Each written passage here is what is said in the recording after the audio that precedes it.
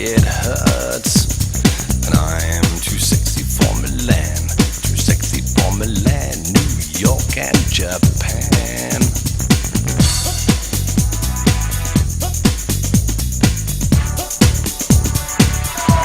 To begin the evening's event, we are going to do the Sauerkraut Kickoff Project Runway, which will be a brief synopsis of the history of Sauerkraut Days. My name is Danny Graham, and the fashion consultant for the show tonight is Joffrey Steinborg. Just Joffrey's fine. We're going to take you back to the beginning of Sauerkraut Days. The year is 1930, and the Depression is hitting Henderson hard. Farmer Lawrence Tesh is preparing to seed his spring crop, only to have his prize workhorse go down sick. Putting on his best go-to-town clothes, he walks to Henderson to get some pills for his horse. On Main Street, Lawrence meets Bitt Whitford, who tells Lawrence how Henderson is planning a summer celebration called Sauerkraut Days to bring needed business to town. In fact, Bitt tells Lawrence, kraut is good for what ails you. Give that horse some kraut. So Lawrence makes a batch of kraut when he gets home, and when that horse gets a whiff of that kraut, he gets his crop seeded in record time. Oh, the wonders of kraut.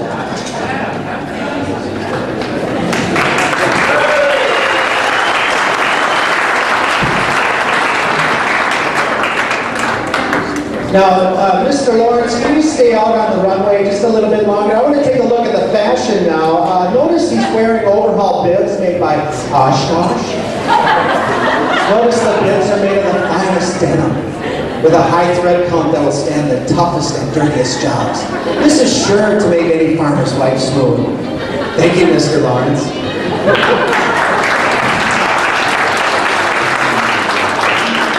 The first Kraut Days were great successes.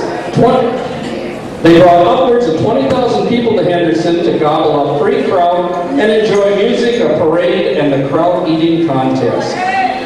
The kraut was cooked with steam at the city powerhouse, and when the kraut was ready, the whistle blew. Who can forget 1936? A mysterious group called the Owl Club started a midnight owl parade, and the unofficial marshal for many years was a local character. And you see him here. The Owl Parade was led by an owl-adorned tractor. The tractor was fueled by gasoline. The participants were fueled by whatever they consumed that evening at the local taverns, including Whitford's, Shriver's, Heinz's, and Tappan's. It was a wild event that included bouncing cars, bathtubs, men dressed in drag, costumes, and almost anything else. Most of the well-oiled spectators joined in the parade and the merriment, and not too many people remembered it the next day. Danny, take a look at this poncho. Oh my gosh, that cut fits his body. And look at those rubber boots. Oh, what a wonderful character Mr. Owl is.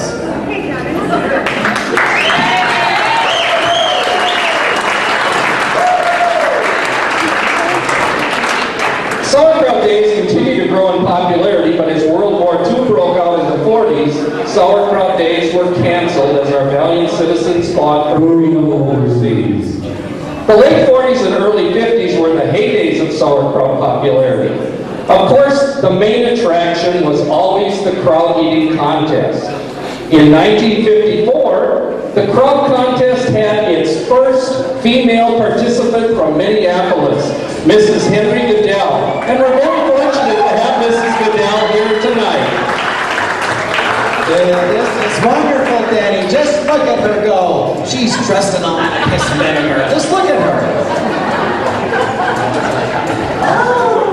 Where's the kraut? Is she participating again? I believe so. And as we found out later, Mrs. Goodell went on to have a very long career at Fredericks of Hollywood.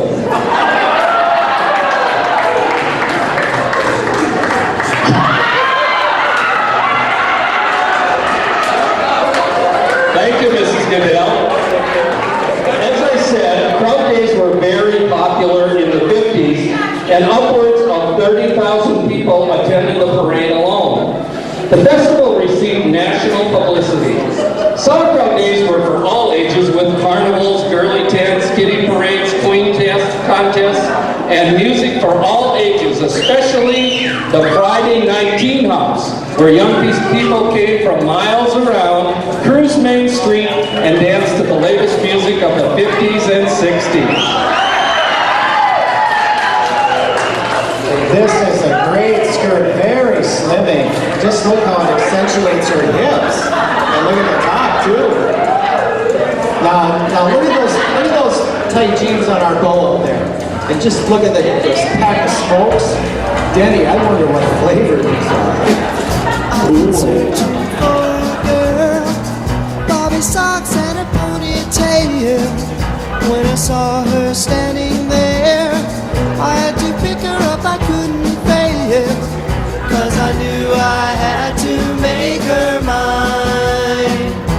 She's so cool, she's so fine. Whoa, whoa, whoa, whoa.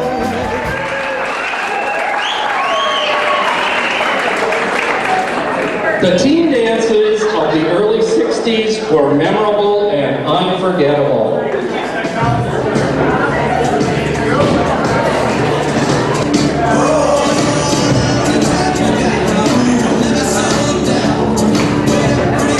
Here's a couple from the 1950s that exemplified those at the teen dances.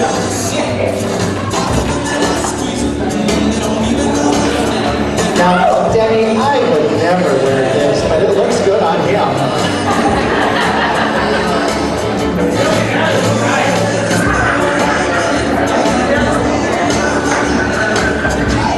Let's give him a hand.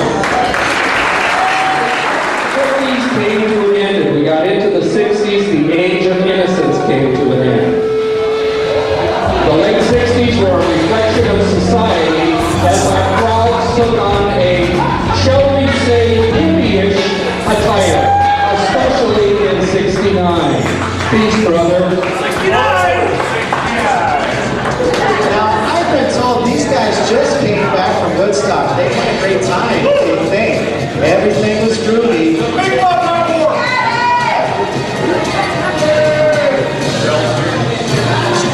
And they like Shell's beer. Note the tie-dye shirt.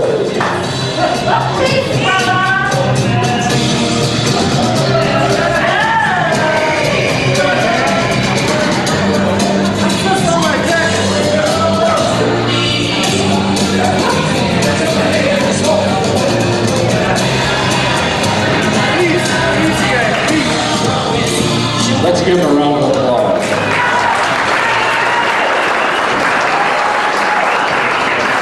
The 70s were the doomsday of Sauerkraut Days.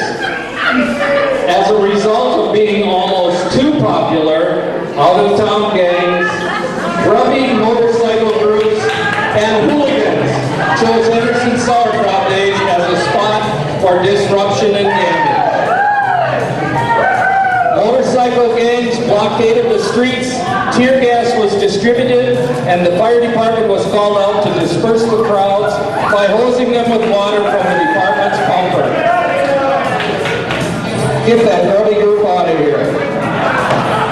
Now, these two hoodlums, I don't know about them, but the firemen, they're always hot. 1974, as a result of the gangs, the motorcycles, marked the end of the old-time Sauerkraut Days Festival. Please give a hand to all our participants in the concert this show.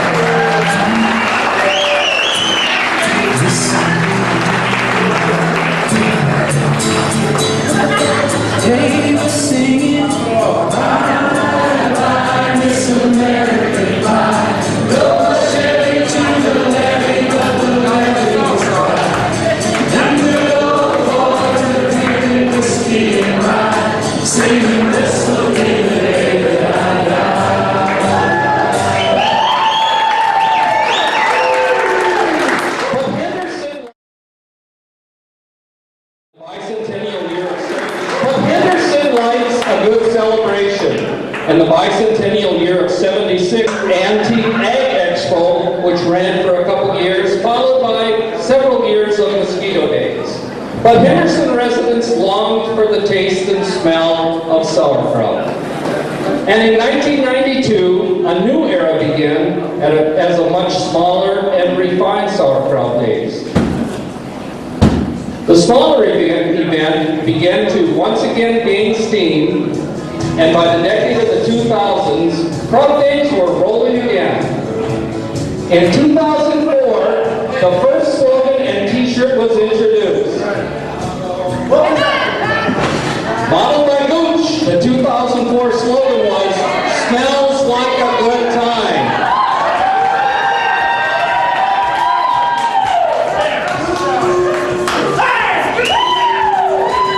Very Gooch.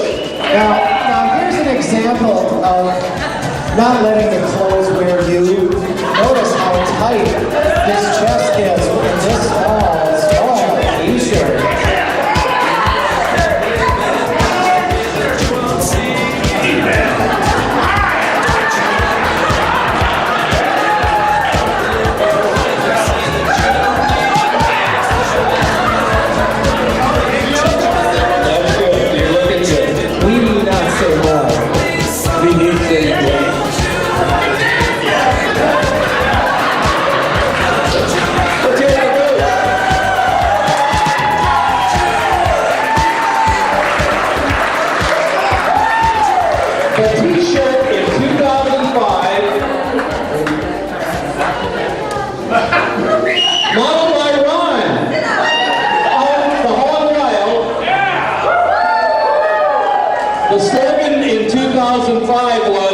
Forks only get in the way. Let's hear it for Ron.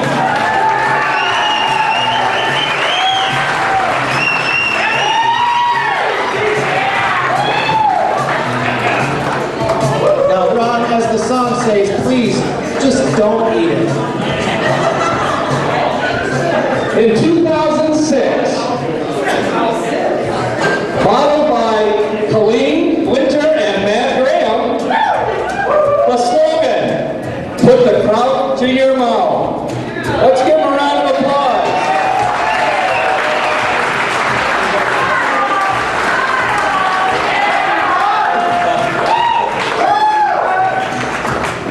Great t-shirt, and look at this beautiful couple.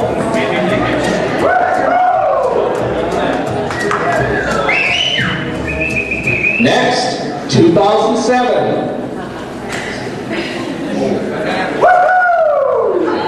Modeled by Rick Creels and Lindsay. The slogan was, "Kiss my kraut."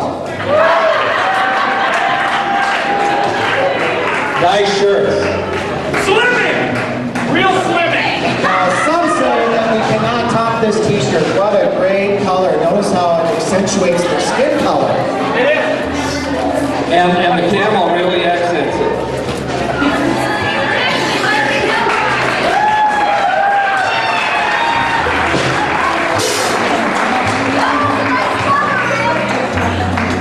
And now, last year's t-shirt, the 2008 t-shirt. Modeled by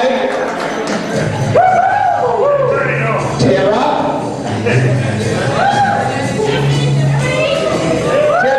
Tiffany, Danielle, and the sauerkraut eating champion of the world, Brian Franklin.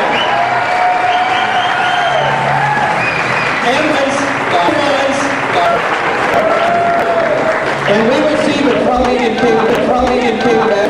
pig back here in a little while. Who doesn't? Who doesn't?